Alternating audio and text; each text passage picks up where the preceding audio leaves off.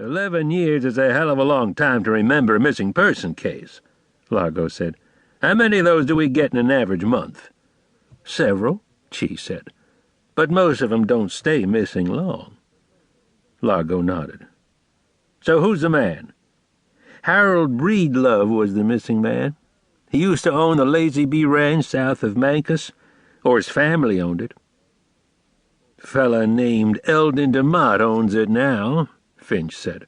Runs a lot of Herefords down in San Juan County, has some deeded land and some BLM leases and a big home place up in Colorado. What have you got beyond this Breedlove fella's been missing long enough to become a skeleton and him being a climber?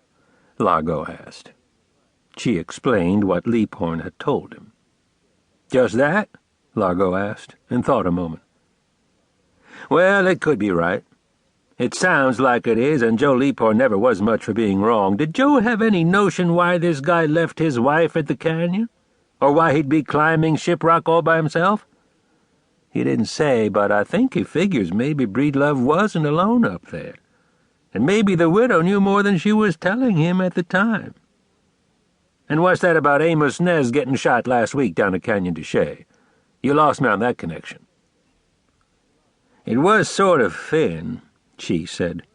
Nez happened to be one of the witnesses in the disappearance case. Leaphorn said he was the last person known to have seen Breedlove alive, except for the widow. Largo considered, grinned. And she was Joe's suspect, of course, he said, and shook his head. Joe never could believe in coincidences. They still had that mountain climbing gear in the evidence room at Window Rock, and I had them send it up, Chee said. It looks to me a lot like the gear they found on our fallen man, so I called Mrs. Breedlove up at Mancus. What'd she say? She'd gone into town for something. The housekeeper said she'd be back in a couple of hours. I left word that I was coming up this afternoon to show her some stuff that might bear on her missing husband. Finch cleared his throat, glanced up at Chee.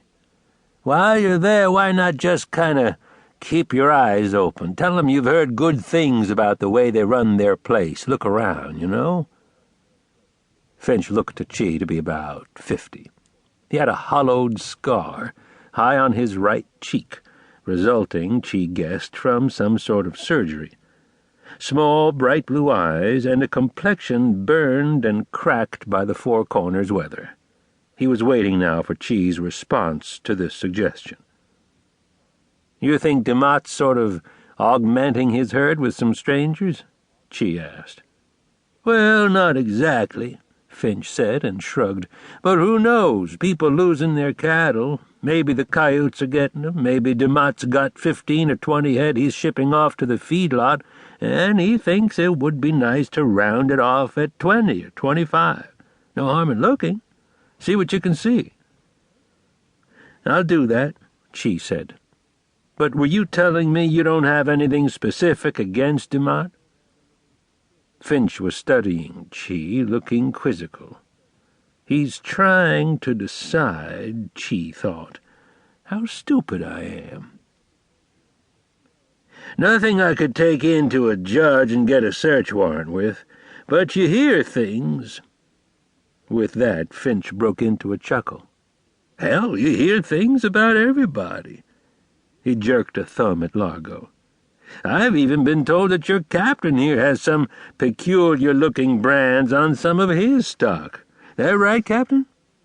I've heard that myself, Largo said, grinning.